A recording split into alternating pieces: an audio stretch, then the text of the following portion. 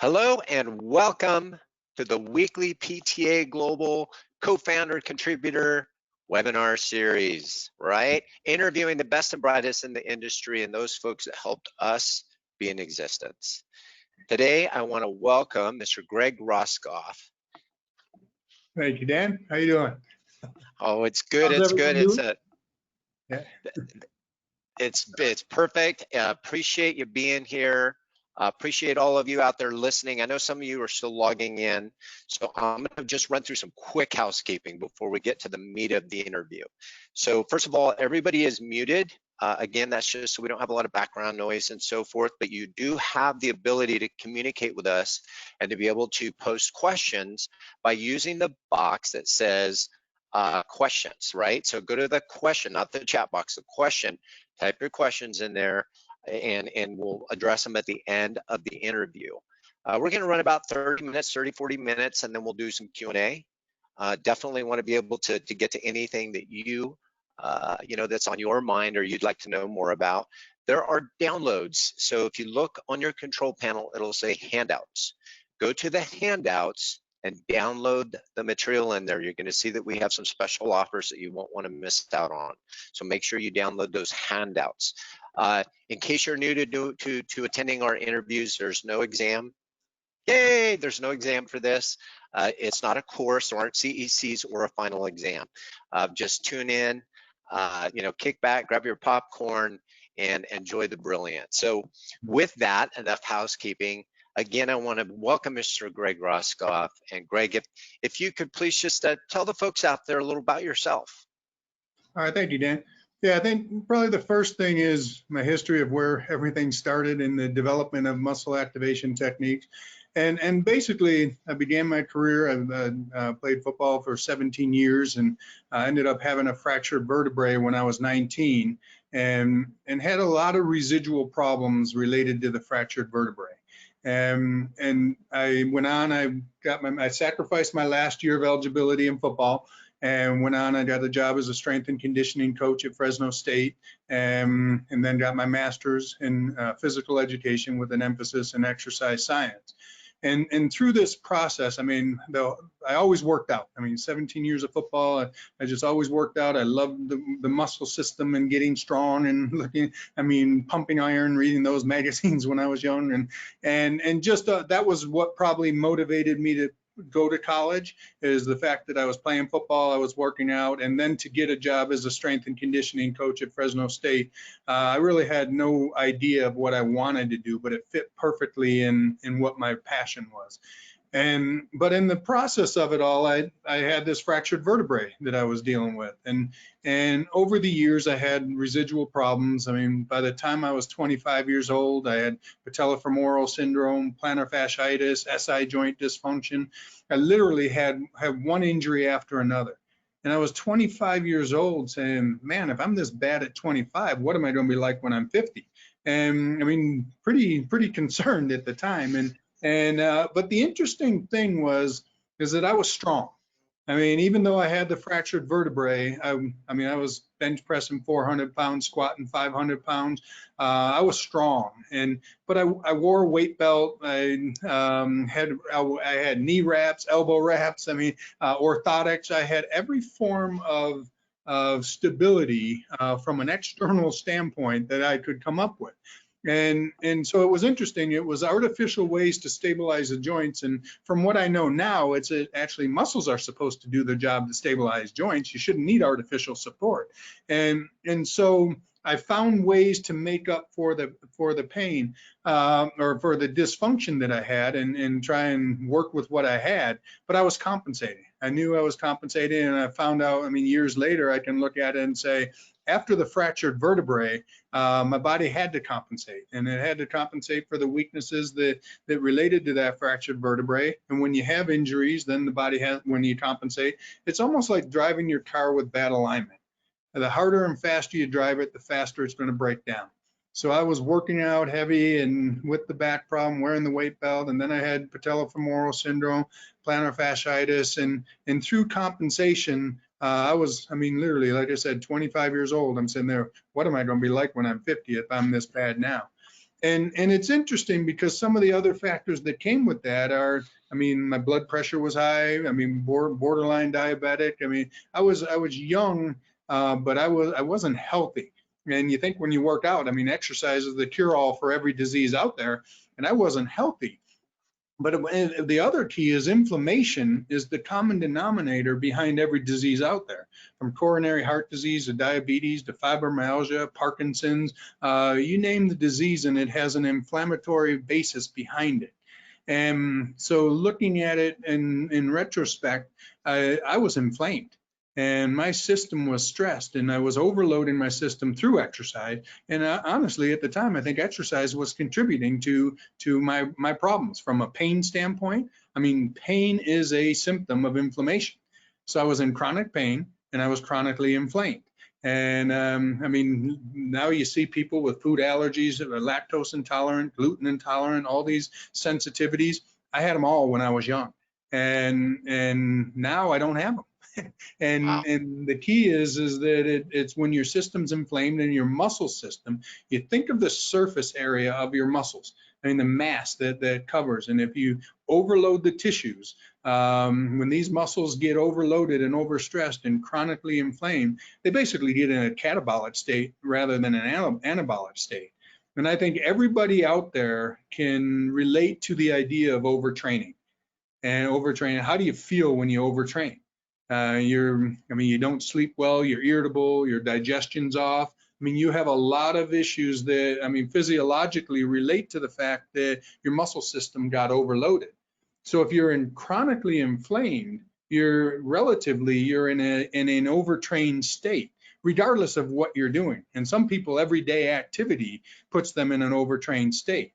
If you think of something like fibromyalgia or chronic fatigue, and you look at all the symptoms of fibromyalgia and chronic fatigue, they're the same symptoms that you would read if you were looking at overtraining.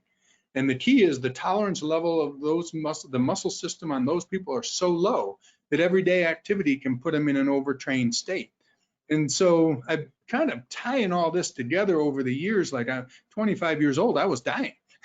And so I sought out specialists in every field, from physical therapy to chiropractic to podiatry to training. Had some great resources, and mainly for selfish reasons, because I wanted to help myself. And the interesting thing that when I went to all these specialists was the common denominator behind every specialist that I went to and learned from was that you're tight. The reason that you have these problems is because you're so tight. And I mean, I literally barely bend to touch my knees, let alone my toes, and flexibility wise. But what's interesting is, as I learned from all these specialists, they always basically when they implemented their techniques on me, it was the modalities, regardless of whichever field they came from. From chiropractic, they would adjust and move joints, physical therapy, mobilization, stretching, deep tissue work, massage therapy, same thing to try and release tissues. We had all of these modalities were focused on trying to release the tightness or relieve the tightness. And the interesting thing was every time I would stretch or get deep tissue massage, I couldn't get out of bed the next morning.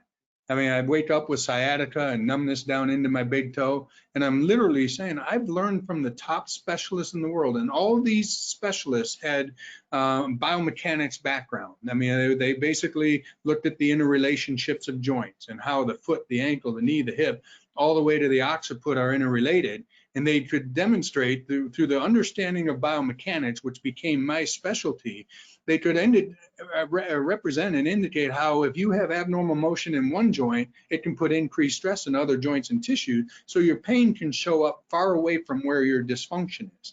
And so I always worked off of those principles, that it is an integrated system.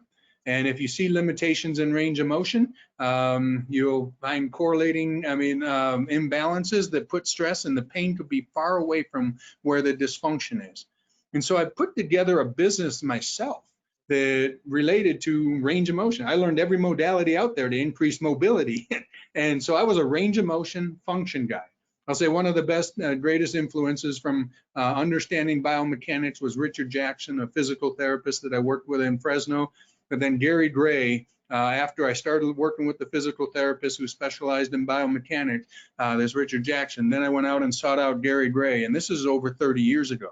And Gary Gray was the king of function, and he only taught physical therapists at the time, and I was one of the few people outside the physical therapy world that was able to take his courses back then. And so I became a functional movement range of motion specialist, and I developed my own field. And with this practice, I mean, the goal was to improve people's functional movement, improve their ranges of motion, and I had a high level of success. But the interesting thing was it wasn't working for me. I was still broken down and I was still injured. And so at the time, I got hired by the Utah Jazz. I was with the Utah Jazz for the last 10 years of the Stockton Malone era. And then I got hired by the Denver Broncos. And '97 was the first Super Bowl year. I was full-time with the Broncos for the 2 Super Bowl years. And so I got hired with the background of being a range of motion functional movement guy. And in my experience of working with the Utah Jazz, I worked with a team chiropractor who performed manual muscle testing. His specialty was clinical kinesiology, and he did manual muscle testing. And so we worked together, and we'd work together on mainly John Stockton, but some other athletes, and we worked together. And he'd do his evaluation, I'd do my evaluation, and we'd kind of correlate notes and try to get the best we could do with working on the athlete. But the interesting thing was I started playing around with the muscle testing because I had learned it in my degree with exercise science. I'd learned the Kendall and Kendall approaches, but these were real specific muscle tests through Alan Beardall, who created clinical kinesiology. And so I started playing around and wanting to know more about it and see how it fit in what I do from this biomechanical perspective. And one of the things that I found out was that wherever I saw a limitation in range of motion, I would test muscles related to that limitation in range of motion, and the muscles were showing up as being weak. So there was a direct correlation between wherever I saw a limitation in range of motion, there was correlating muscle weaknesses. And that was an interesting phenomenon to me.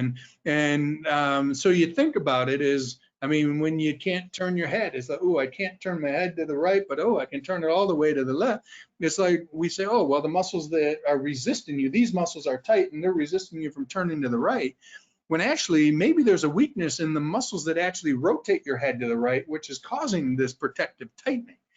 And so as I started correlating these principles, that every place I see a limitation in range of motion, I'm seeing correlating muscle weakness. I literally started like, wait a minute, maybe this tightness is a symptom. And you think about it, when you walk on ice, what's the first thing what you do when you walk on ice? You tighten up as a protective mechanism. So I realized the natural neurological response is when the body senses instability, it tightens up as a protective mechanism. So the tightness is secondary to the weakness. And so maybe this tightness that I've been focusing on my whole career is really part of the protective mechanism. And then if you violate the protective mechanism, then negative things are going to happen. Imagine if you walked on ice and someone gave you a muscle relaxer and you didn't shorten your stride length and go into your protective state, you'd slip and fall and injure yourself. Well, the same thing, if you violate the protective mechanism by trying to increase mobility, then when there's weakness, the weakness is what the body's trying to protect from. So if you open up a range of motion that's unstable, I always say if you have mobility without stability, you have vulnerability for injury. So that tightness is a protective mechanism that allows the body to protect itself from injury. And so then I think back whenever I would stretch or get deep tissue massage and I couldn't get out of bed the next day, because we were violating protective mechanism. And literally, if you think about it from a perspective, is instead of thinking that the muscles that are resisting you from moving into a position are tight, think about the muscles that move you into the position are weak. And when a muscle is weak from a neurological standpoint, it can't fully contract. So when a muscle can't contract efficiently, it can't shorten effectively. And through law of reciprocal inhibition, when the muscle contracts, the antagonist muscle will relax and allow that motion to occur.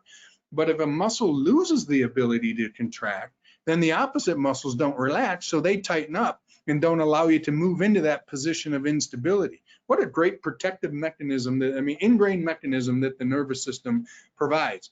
So the interesting thing was, through this manual muscle testing, I refined it because a lot of the muscle tests in clinical kinesiology don't test in extreme range of motion. They test in mid-range, where biomechanically we have we have the greatest momentum, greatest neurological advantage. So that's where we should be the strongest. So they test more in neutral positions.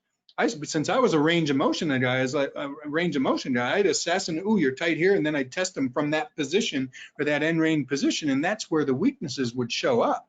And so with MAT, I basically created all of these tests that tested muscle function in the extremes of range of motion. And the interesting thing was, I had a guy that was working with me that I would have practice on me. And the first time I would think about my tightness, I could barely bend down to touch my knees. I would stretch my hamstrings and my lower back muscles to death, and I never got any more flexible. How many people have personally or with their clients stretched people over and over and over, and they come back every year, they're no more flexible than they'd ever been? And that's how I was. And then I quit doing it because every time I did it, I felt worse and I had pain. And so literally think of the muscles that move you into trunflexion. The opposite muscles of the hamstrings and erectors, because I couldn't bend down to touch my toes. We activated the hip flexors and abdominals, and I reached down and touched my toes for the first time in 10 years. And it was amazing to me. And it was like, how did that just happen? But the muscles that were weak were the muscles that couldn't contract, which was causing the reciprocal tightness on the antagonist side. That was an eye-opener in my career that changed my career. And then I started looking at it movement by movement, muscle by muscle, and created this whole systematic process now that we call MAT. And the nice part is, basically, is wherever you see a limitation in range of motion, it tells you that one or more of the muscles that move you in that position are potentially weak. So the tightness is a result of the weakness, and the weakness is the result of inflammation. So whenever you have stress, trauma, or overuse, the resultant inflammation alters the communication between the nervous system and the muscle system. So it's like having loose battery cables. The nervous system sends an input to the muscle, but it's just not getting there. So the muscles can't fire, and they can't fire on demand to do their job to protect you from injury and do their job to stabilize joints. So you think about what we were talking about earlier, stability, and I was strong, but I was unstable. And muscle inflammation negatively impacts the contractile ability of slow twitch muscles. It actually creates metabolic changes in slow twitch muscle fibers, where the muscles actually pick up fast twitch. The muscle fibers actually pick up fast twitch characteristic.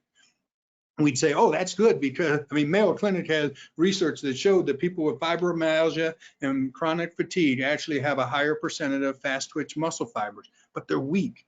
We think training fast twitch fibers, train for strength and train the fast twitch fibers, but fast twitch fibers have a lower oxidative capacity, the increased rate of fatigue, and the main aspect is the threshold to activation is higher.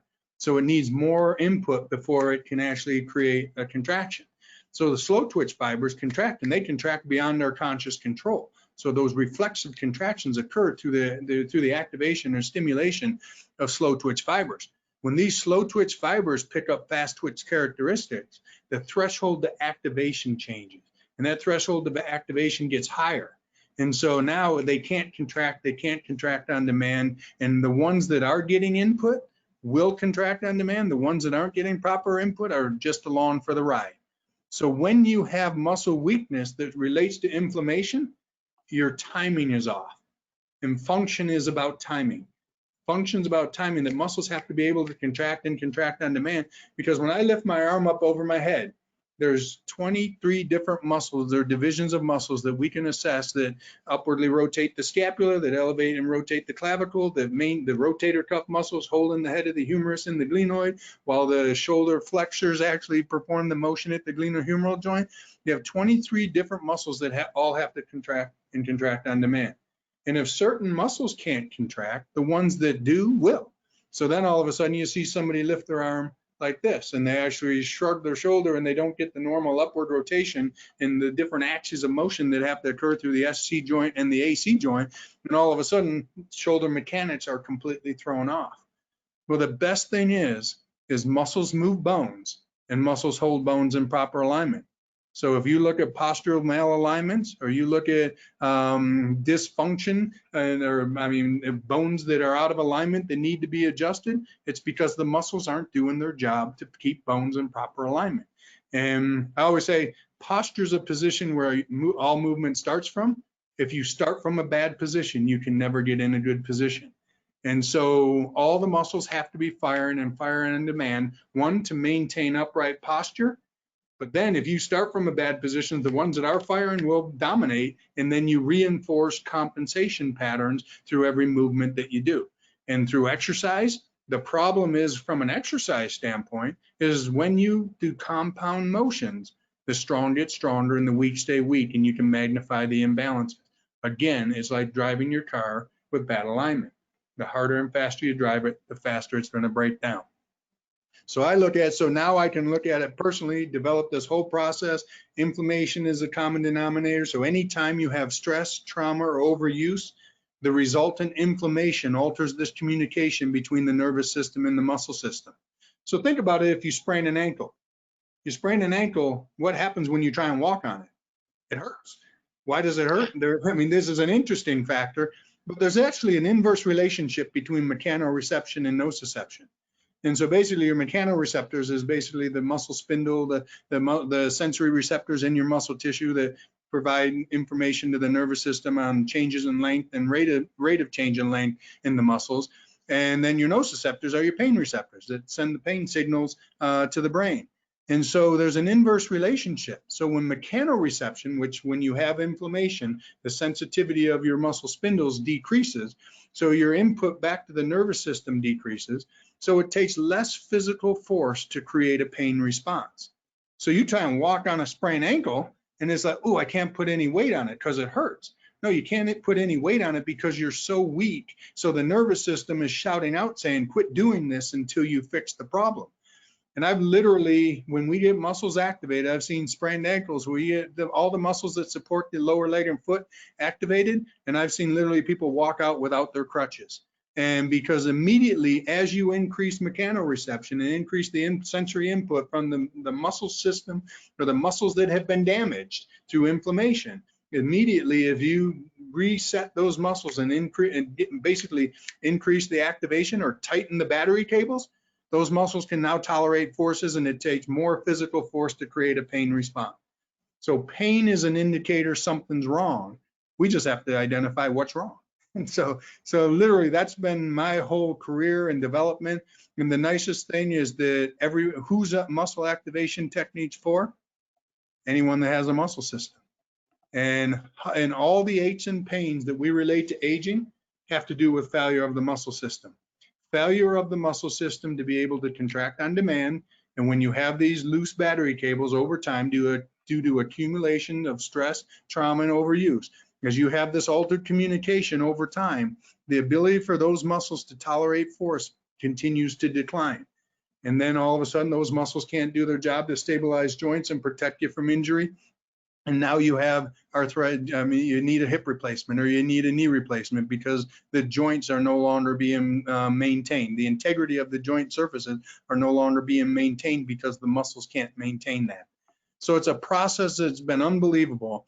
And if you think about it from an exercise standpoint, for all the trainers out there, is every time you put a force on somebody's body, you have to recognize, can their body tolerate those forces? And is it having a positive effect or a negative effect? And the one thing I can say about muscle activation techniques is we have the tools to be able to assess that. If you exceed a tolerance level of the muscles, let's say I was doing a chest press or a pec deck, a horizontal adduction, and it was too much force and I overload the muscles, those muscles would show up weak. You would see whenever you exceed tolerance levels, though, the neurological connections, it's basically you disconnect the battery cables or you loosen the battery cables when you exceed tolerance levels. And immediately you're able to determine, it's like, oh, that just had a negative effect. But anytime you put a force on the body, you have to determine whether or not that force had a positive effect or a negative effect. If it has a positive effect, then it's going to have great result. You're going to get great results. If it has a negative effect, then it's actually going to push you further and further down the downward spiral. And that's why the extreme example would be somebody with fibromyalgia or chronic fatigue. That's why they can't exercise, is because exercise is basically putting force on tissues in the body that can't even control their own body weight.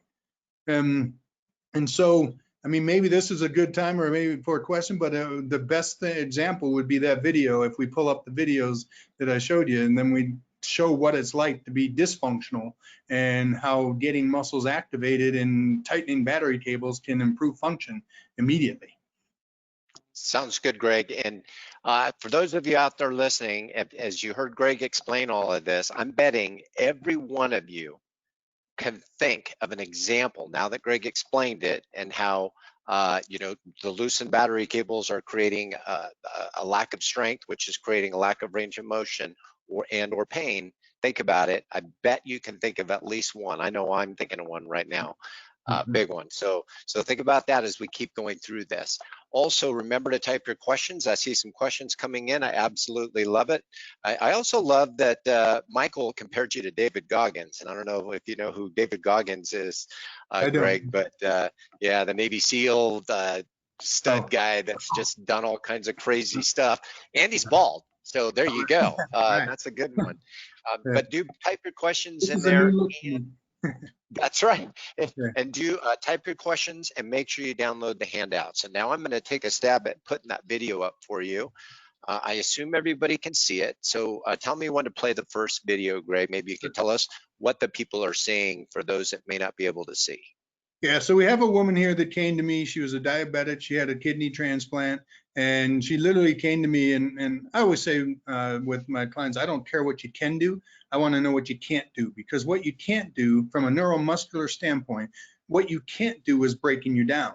So this woman comes in and she tells me, she said, I was at Christmas time, we were, cooking dinner, and I got down on the ground and I had to have my grandson help me get up because I couldn't get up off the ground.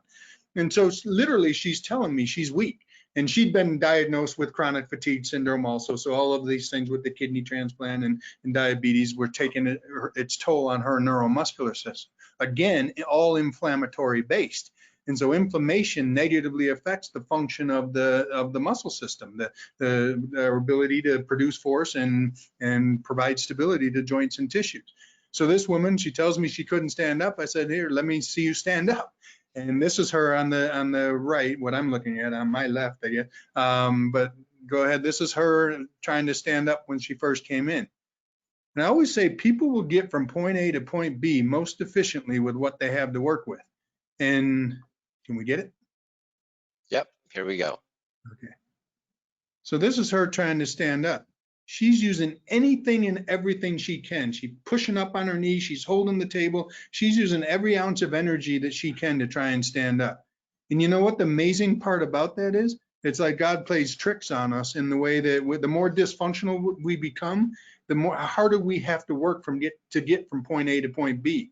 When we're functioning at a high level, it takes less energy and less effort. So it's kind of like the weak people should get a break, but it's actually harder to get through life when you're neurologically stressed.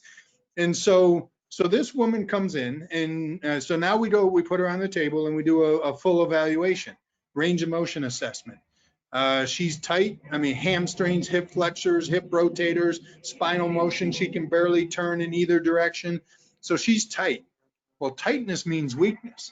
When muscles can't contract efficiently, if they can't fully contract, they can't fully create rotation or any motion that we saw the tightness in. So think about that woman, anyone that can see her, picture the fact that she can't stand up and she's chronically tight. Do you think stretching would have any positive effect on her ability to stand up? It's not going to make her stronger, even if she was more mobile and it didn't have a negative effect, because I did say, in fact, anytime you increase mobility without stability, you're opening up ranges that are unstable. So you actually increase, vulnerability to injury. And so that's why people tighten back up. The goal with muscle activation techniques is to melt the ice. If you melt the ice, then the body doesn't have to tighten up to protect anymore. And so she was chronically tight. She'd done all these physical therapy, exercise programs to try and increase her mobility and increase her strength. She couldn't tolerate body weight forces, let alone outside forces, which outside forces are still stretching, deep tissue work, foam rolling, dry needling. Those are still outside forces. And it doesn't make any of these bad, but in certain situations, if the body can't tolerate, then they can have negative effects. If the body can tolerate it, it will have a positive effect. So I don't go out and say all these things are bad. It depends on the situation. So this woman now, I mean, can't stand up. Now we go through and activate all of her muscles in her hips and her core. And on the opposite side, the right side, you'll see her able to, the same session, this is like 30 minutes into the session. See how it's effortless? I mean, effortless. Now, can you go back and forth and show them again? Go back to the left. She's using every ounce of energy to try and stand up, pushing through her leg through the table. And here I talk about efficiency. All the muscles are firing more effectively. And now she steps right up. Remember I said, I mean, when we're efficient, I mean, it takes less energy. So there's a big factor here. So I don't take videos of every client when they walk in the door. So this is the first time I'm seeing this woman. So what I did was, oh, we're not done with those pictures yet. Oh, sorry, no problem. So keep going. So when you're facing it with looking at the picture on the left, she can barely stand up. That was how she came in. Then we got her muscles activated, and then we saw her on the right, which she could stand up efficiently. So then I had her go through her home stretching program, putting force on her body. She did her hamstrings, her quadriceps, and everything. She went through her daily routine that she was doing to increase her flexibility. And then I videotaped her, and that's the picture on the left. After I got her activated, she could stand up efficiently. Then I put force on her body that her body couldn't tolerate, and it made her weaker again. So she couldn't tolerate the forces of what she was doing on a day-to-day basis by stretching every muscle that was tight in her body, and it was having a negative effect. We stopped. First thing I did was took away her stretching program, take away force on her body. Then her body became more regularly like it is on the right, where she could stand up efficiently. It wasn't shutting her down. Then she had the opportunity to basically get stronger.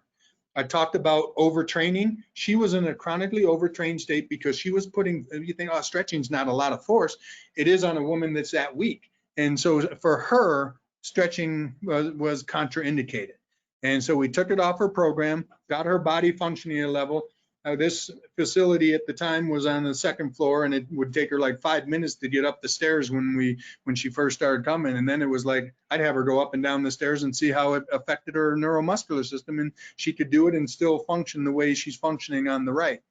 So it's all about force tolerance levels. And every trainer or every therapist out there has had somebody walk in the door like this. And I tell you what, where I talked about athletes, and I got hired by the Denver Broncos and the Utah Jazz, and I was a range of motion function guy. Those principles worked on athletes because you can do anything wrong with athletes and still have success with athletes, because the integrity of their neuromuscular system is so high. I'm not going to put forces on their body that they don't have when they hit head to head on the field. Those guys take hits that will never be more stressful than me stretching them or doing deep tissue work. So you can do anything with them and not exceed their tolerance levels. But as you get further down the continuum, where a high level athlete is on one end of the continuum, and this woman, a diabetic with a kidney transplant, is on the other end of the continuum, the further you get down toward the dysfunctional end of the continuum, the more careful you have to be about putting forces on that person's body. Now, the interesting thing here, as you look at the bottom slide and what you all came here for, isolation versus integration. The integrated system is only as good as the function of its isolated parts. So movement by movement, muscle by muscle, we went through her body and increased the integrity of the muscles so that you could perform each movement.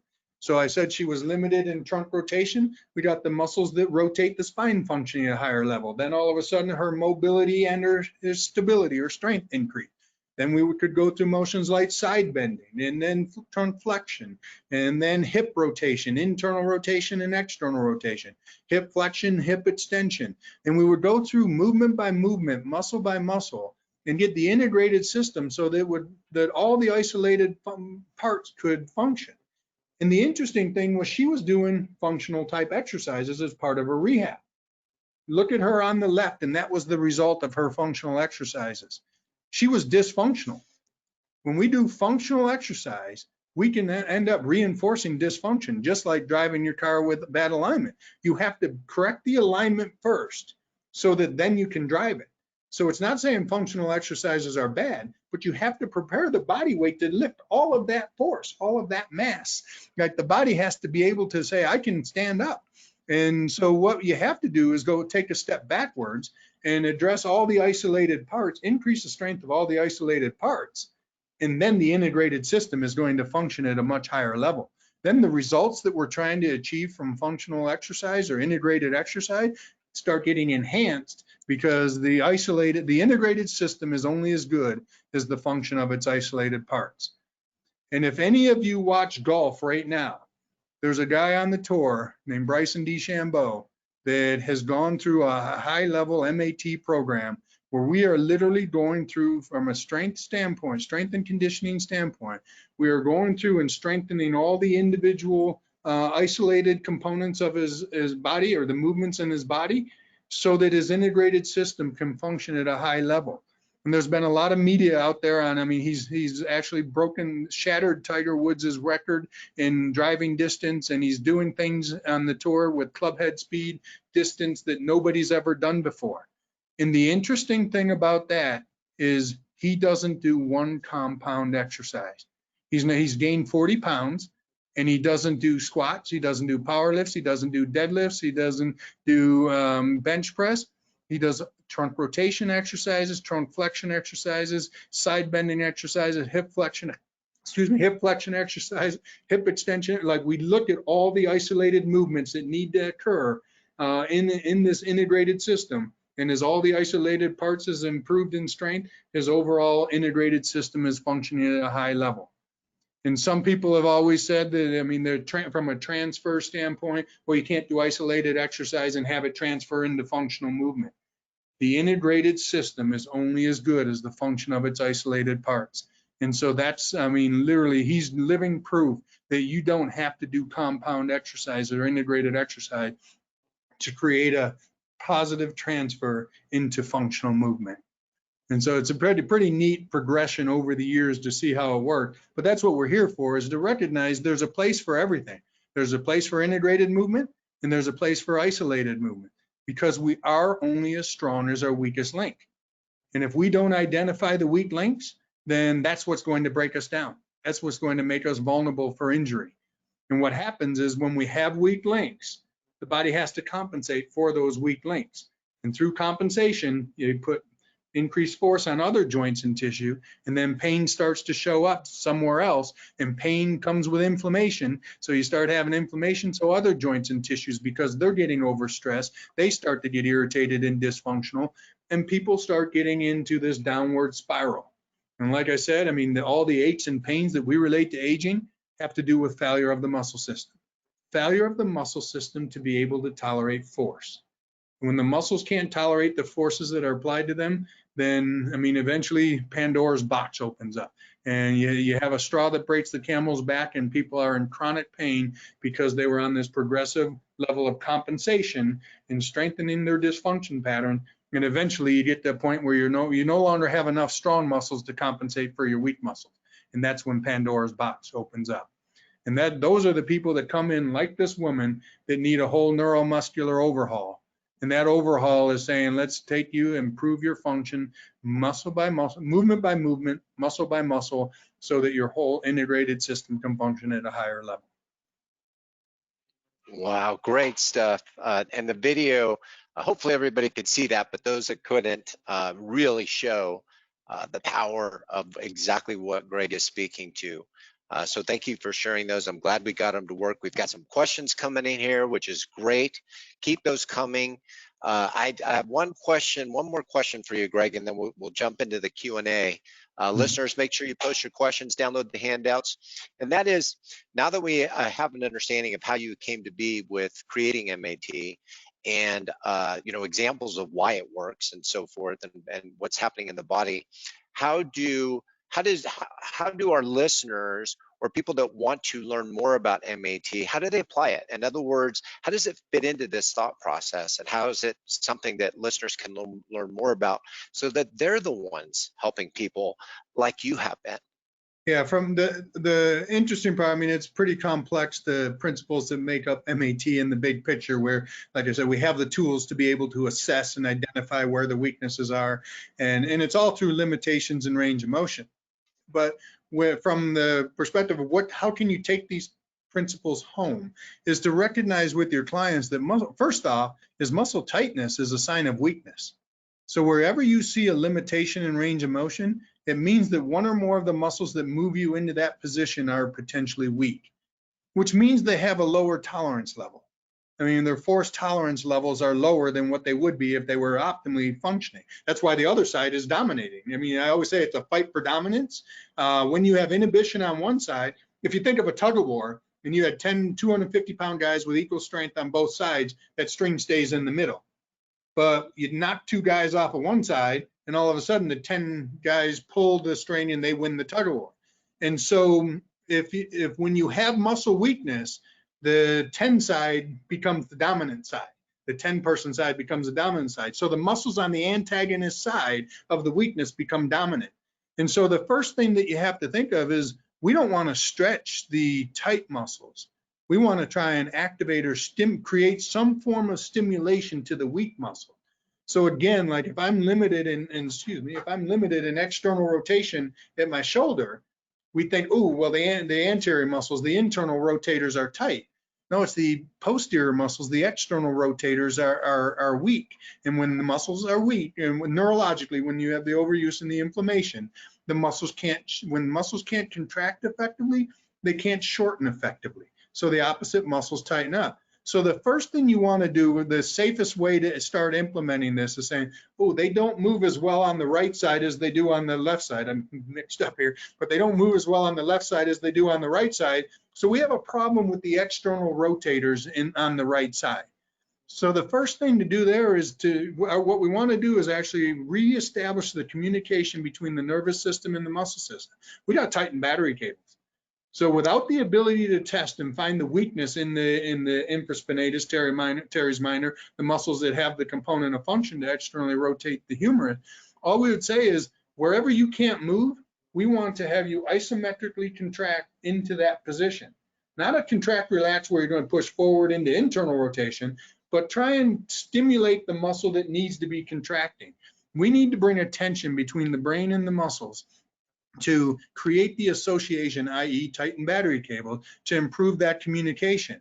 And since slow twitch muscle fibers are negatively impacted by inflammation, we don't want to do high intensity isometrics. We want to do low intensity isometric. To slow twitch muscle fibers, I mean longer duration, lower intensity, we want to do low intensity isometric contractions in the shortened position where you find limitations in range of motion. And so as I bring the arm back, I'd say, oh, I can't move into external rotation. You want a barrier to say push into external rotation, into that barrier lightly. I always say, see how soft you can push. Push as light as you can. And that starts to reestablish the communication. Then all of a sudden you relax for 6 contractions, 6-second hold. Then all of a sudden it's like, oh, wow, I can move it farther. And then you do an isometric contraction in that position. And then it's like, oh, now you got more communication, and you gradually improve communication between the nervous system and the muscle system. So at home, prior to doing an exercise, to say we need to strengthen the external rotators, because if you put force on those tissues and they're already weak and their tolerance level is low, you're gonna, reinforce the compensation pattern. But if you go back and activate the muscles where they can't move prior to doing the exercise, and then follow it up with a concentric eccentric load, that's the most effective way to start. All of a sudden you'll see people start increasing their mobility because they're increasing their strength. And then the strength is more of an activation standpoint, not, oh, I can lift 500 pounds in external rotation. It's more, now I can move to the full range. So now I'm no longer dominated by the internal rotators that were dominating me, because now my battery cables are tight, and we now have 250-pound guys on both sides, and then we got equal motion in internal and external rotation bilaterally. Excellent. And that's a perfect, great high-level description of exactly what's happening and how you apply the techniques. Obviously, just a little taster and a sampler, but much appreciated, Greg. Now, for those of you tuning in, after the webinar, about an hour after the webinar, you're going to receive an automated email, that'll come from me, that gives you more instruction on how you can learn more about MAT, including their website address and a email that you can contact Greg and his team at. So make sure you save that. Again, go to the handouts, download that, has more information on MAT. So with that, Greg, I'm gonna look for some questions here. Tracy says she cannot wait for your book to come out, and that makes two of us, Tracy. That definitely makes two of us. Let's see. Okay, so Danny has a question. Danny says, would you recommend that a client currently working on their mobility refrain from strength training completely, or would lessening the load depending on their pain threshold be allowed? So if they're working on their mobility, I mean, if we look at mobility as being a factor of stability and basically muscle contractile efficiency, then we have to say, I mean, I have a hard time of understanding if mobility means we're going to stretch, massage, and release tissues, foam roll, things like that. Then we're putting forces on the tissue that maybe or maybe not those tissues can't tolerate. If they can't tolerate it, then you'll have more protective tightening when you put forces on the tissue, because the weakness will, be magnified, and the forces, those forces will actually cause more protective tightening. We're walking on ice even more now, slicker ice. So the way that I would put a focus on mobility is exactly what I just talked about, and it doesn't mean take away principles that you're doing for mobility, but recognize if I stretch, if I had a limitation in external rotation and I stretch the internal rotators to increase the range, how do I know, as a practitioner, how do I know whether I opened up a range that's unstable or that range is actually stable and they're fine with that motion? And the problem is you don't know. But you have a protective mechanism that you can go to, is you can stretch and say, oh, I just increased by 20 degrees. Now they externally rotate 20 degrees farther, but I might have a range, a 20-degree range that's unstable. For some reason, they were protecting and only moving to this range. So now after I stretch them and go through my mobility exercise, now I want to do activation exercises, and I want to finish off any stretching routine by having them contract and do those low-grade isometric contractions. So I guess the answer is yes, you would want to lessen the load and know that if people end up sacrificing mobility to have strength, and when you lose mobility, that means there's an instability issue. And so if you're trying to increase mobility, then you have to identify and address the stability issue. And that's where these low-grade isometric contractions can teach you to move to that range. Then you can follow it up with concentric, eccentric exercise.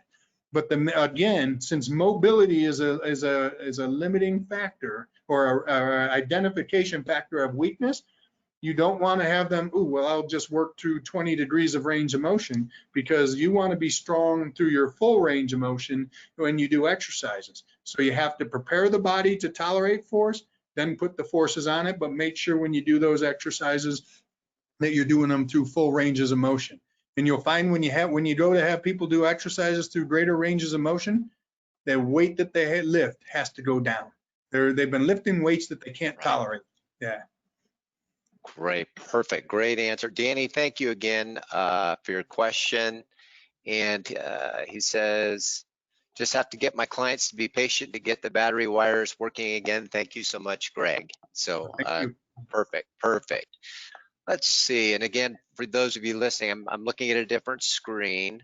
Steffi says, did you say to do 6 6-second isometric contractions for one muscle group, then follow it up with a gentle concentric contraction exercise, i.e. tubing? If so, Concentric. what sets and reps? Yeah. And if so, Yeah. what sets and reps? Yeah, so you want to start out knowing that the tolerance level is low because the limitation in range of motion dictated weakness on the side that can't shorten. So in this motion, it would be the inability for the external rotators to fully shorten, which cause the internal rotators to become dominant and hold it in a more internally rotated position. So you want to do the isometric contractions, 6 contractions, 6-second holds, working into that shortened position, and you should see range of motion increase.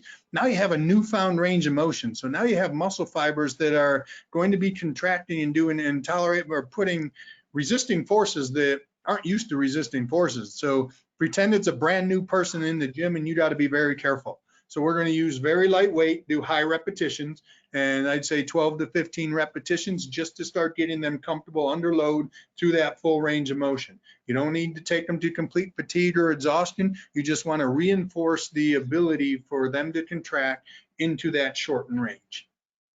Oh man, this is fascinating. Thank you, Stephanie, for that question. That was a great question. PJ says, wow, such a webinar. Awesome. Thanks a lot. You're very welcome. Not for me. Greg's the smart one here, but thank you, PJ, for saying that. I'm really enjoying it myself.